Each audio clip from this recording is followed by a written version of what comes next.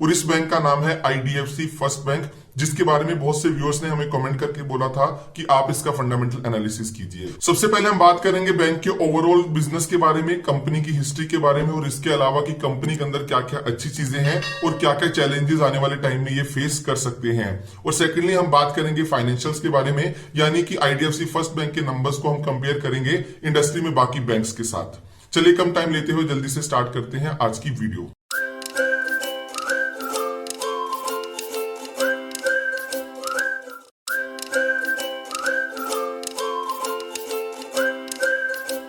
सबसे पहले मैं आपको बताता हूं कि आईडीएफसी बैंक के साथ ये फर्स्ट वर्ड कैसे जुड़ा, यानी कि IDFC bank IDFC first bank कैसे बना।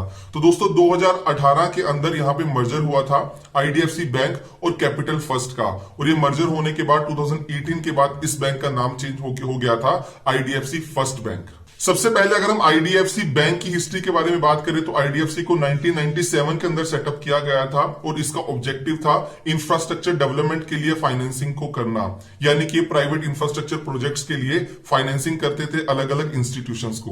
दोस्तों 1997 के बाद 2014 एक ऐसा टाइम आता है जब आरबीआई आईडीएफसी लिमिटेड को आईडीएफसी बैंक बनाने के लिए एक प्राइवेट सेक्टर के अंदर बैंक की तरह ऑपरेट करने के लिए लाइसेंस दे देती है, और जिसके बाद आईडीएफसी लिमिटेड अपना जो भी इंफ्रास्ट्रक्चर के अंदर एसेट्स और लाइबिलिटीज थे उनको डीमर्जर करता है, यानी कि उनको डाइवेस्ट कर देता है ताकि एक फुल फ्लैश प्राइवेट बैंक बना सके। तो जिसके चलते आईडीएफसी लिमिटेड से आईडीएफसी बैंक बना 2015 के अंदर, जब इन्होंने अपने इंफ्रास्ट्रक्चर प्रोजेक्ट्स को एसेट और लाइबिलिटीज को डाइवेस्ट करके और डीमर्जर करके आईडीएफसी को एक अलग एंटिटी बना दिया और आईडीएफसी बैंक को एक अलग एंटिटी बना लिया। जिसके बाद आईडीएफसी बैंक ने अपने नॉर्मल ऑपरेशंस को स्टार्ट किया, लेकिन 2015 के बाद उन्होंने रिकॉग्नाइज किया कि उनका बहुत ज्यादा फोकस कॉर्पोरेट साइड पे था, यानी कि अलग अलग कंपनीज को वो लोन लेते थे जहां पे रिस्क बहुत ज्यादा हो जाता था, क्योंकि अगर एक भी बड़ी कंपनी आपके लोन को वापस नहीं करती तो वहां पे आपके पूरे का पूरा पैसा डूबने के चांसेस हो सकते हैं। जिसके बाद आईडीएफसी बैंक ने एक अलग स्ट्रेटेजी लिया और उन्होंने फोकस करना स्टार्ट किया रिटेल सेक्टर के ऊपर भी, और जिसके बाद उन्होंने काफी अच्छा पेनिट्रेशन भी किया इंडिया की डिफरेंट सिटीज के अंदर, और जहां पे उन्होंने अपने एसेट्स को, अपने लोन्स को रिटेल सेक्टर में देना स्टार्ट कर दिया विद कॉर्पोरेट सेक्टर। तो जैसे कि मैंने आपको बताया कि बैंक का फोकस रिटेल की तरफ होना स्टार्ट हो गया, तो जिसके चलते उन्होंने सोचा कि क्यों ना इनऑर्गेनिकली भी खुद को ग्रो किया जाए।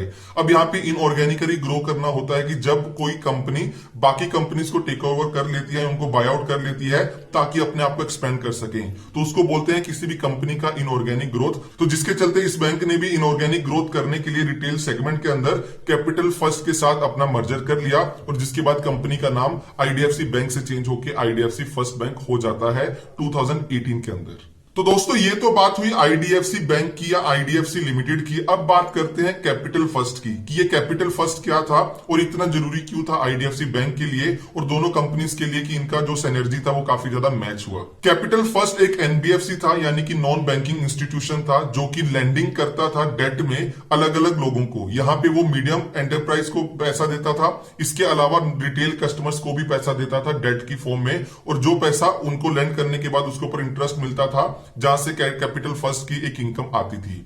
और यहाँ पे अगर मैं कैपिटल फर्स्ट के पेनिट्रेशन की बात करूं तो इसका पेनिट्रेशन काफी अच्छा था रिटेल सेगमेंट के अंदर और इसके अलावा स्मॉल कंपनीज के अंदर। कैपिटल फर्स्ट को स्टार्ट किया गया था 2012 के अंदर, उसके सीईओ हुआ करते थे वी वैद्यनाथन। इसके अलावा दोस्तों कैपिटल फर्स्ट पहले से ट्राई कर रहा था कि उनको एक बैंकिंग लाइसेंस मिल जाए ताकि वो अपने आप को एक फुल फ्लैश बैंक बना सके। तो दोस्तों ये तो बात हुई हिस्ट्री की। अब जल्दी से बात करते हैं कुछ फाइनेंशियल फिगर्स की, जहां पे देखते हैं कि पिछले कुछ सालों के अंदर आईडीएफसी लिमिटेड ने या आईडीएफसी बैंक ने और इसके अलावा कैपिटल फर्स्ट ने कैसा परफॉर्म किया था। सबसे पहले ग्रोस एसेट्स के बारे में बात किया कि कंपनी के ग्रोस एसेट्स 2016 में जो कि 524 बिलियन इंडियन रुपीस के हुआ करते थे, वो सितंबर 2018 के अंदर 753 बिलियन पे पहुंच जाते हैं। वहीं पे अगर हम कासा डिपॉजिट्स की बात करते हैं, करंट अकाउंट और सेविंग्स अकाउंट, जो कि बहुत इंपॉर्टेंट होता है किसी भी बैंक के लिए, जो कि मार्च 16 के अंदर सिर्फ 4 बिलियन था, सितंबर 2018 तक ये नंबर 64 बिलियन पे पहुंच जाता है। इसके अलावा नेट इंटरेस्ट मार्जिन, यानी कि बैंक को कितना मार्जिन मिलता है, वो 2% के आसपास कांस्टेंट रहता है पिछले कुछ सालों के अंदर। और नेटवर्थ की बात करूं तो बैंक का नेटवर्थ 2016 के अंदर 136 बिलियन का था और सितंबर 2018 के अंदर ये नंबर 148 बिलियन का था। ये बात हुई आईडीएफसी बैंक की। अब बात करते हैं कैपिटल फर्स्ट की। सबसे पहले अगर आप एसेट अंडर मैनेजमेंट की बात करें तो 2014 से लेके 2018 तक कैपिटल फर्स्ट ने सिग्निफिकेंट ग्रोथ किया है, यानी कि 97 बिलियन से बढ़ा के 326 बिलियन तक लेके आए। इसके बाद अगर मैं रिटर्न ऑन इक्विटी की बात करता हूं तो कैपिटल फर्स्ट का रिटर्न ऑन इक्विटी लगातार 2014 से लेके 2019 तक लगातार बढ़ता हुआ हमें देखने को मिलता है, जो कि एक टाइम पे 4.9% हुआ करता था। करंटली वो 14.5% के आसपास था। जैसे कि आप मेरी ग्राफ पे देख सकते हैं कि ग्रॉस एनपीए और नेट एनपीए कैपिटल फर्स्ट का 1.6% और 1% के आसपास ही रहा था, जो कि काफी अच्छा नंबर माना जा सकता है। दोस्तों अभी हमने बात किया आईडीएफसी बैंक के फाइनेंशियल्स के बारे में और साथ में हमने बात किया कैपिटल फर्स्ट के फाइनेंशियल्स के बारे में, लेकिन अब आप ये भी जानना चाहते होंगे कि दोनों के मर्जर के बाद, जैसे कि हमने बोला गया था कि दोनों का फोकस था रिटेल सेगमेंट, तो इन्होंने रिटेल सेगमेंट के अंदर कैसा परफॉर्म किया था। मार्च 18 के अंदर ये नंबर सिर्फ 70 बिलियन का था, जो करंटली बढ़ के 667 बिलियन पे पहुंच चुका है, यानी कि पिछले 3-4 साल के अंदर यहाँ पे सीएजीआर ग्रोथ, कंपाउंडिंग ग्रोथ 32% के आसपास का था।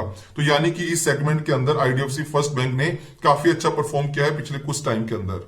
इसके अलावा दोस्तों इससे पहले एक और प्रॉब्लम हुआ करता था आईडीएफसी बैंक के अंदर कि इनका कुछ पर्टिकुलर ब्रोवर्स के ऊपर काफी ज्यादा डिपेंडेंसी था, जिसके चलते इन्होंने बोला था कि हम अपने आप को डाइवर्सिफाई करेंगे अलग अलग सेगमेंट्स के अंदर, ताकि हमारा डिपेंडेंसी सिर्फ कुछ पर्टिकुलर ब्रोवर से काफी ज्यादा कम हो सके। 2018 के अंदर इनका कुछ ब्रोवर्स के ऊपर 18% का टोटल एसेट्स था, जिसको इन्होंने सिग्निफिकेंटली ईयर ऑन ईयर कम किया है। दिसंबर 2020 के अंदर ये नंबर 6.3% के आसपास का था।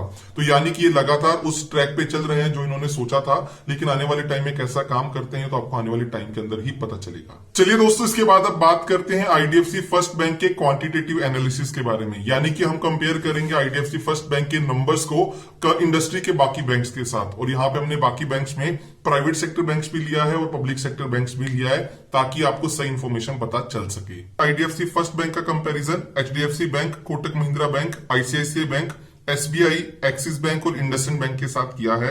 सबसे पहले अगर आप मार्केट कैप की बात करते हैं तो आईडीएफसी बैंक सबसे छोटा बैंक है, जिसका मार्केट कैपिटलाइजेशन 31,000 करोड़ के आसपास का है।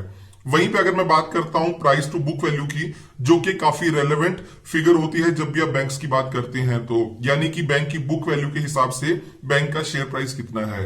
और यहाँ पे सबसे कम पीबी वैल्यू एसबीआई की है, उससे ज्यादा आईडीएफसी फर्स्ट बैंक की, यानी कि पीबी के टर्म्स में आईडीएफसी फर्स्ट बैंक का पीबी रेशो बहुत ज्यादा नहीं है। दोस्तों इसके बाद हम बात करते हैं कैपिटल एडुकेसी रेशो की, जो बताता है कि अगर बैंक में कोई भी एडवर्स सिचुएशन आती है उसके लिए बैंक ने कितना पैसा रखा हुआ है। और बेसल नॉर्म्स के हिसाब से ये रेशो काफी ज्यादा इंपॉर्टेंट हो जाता है।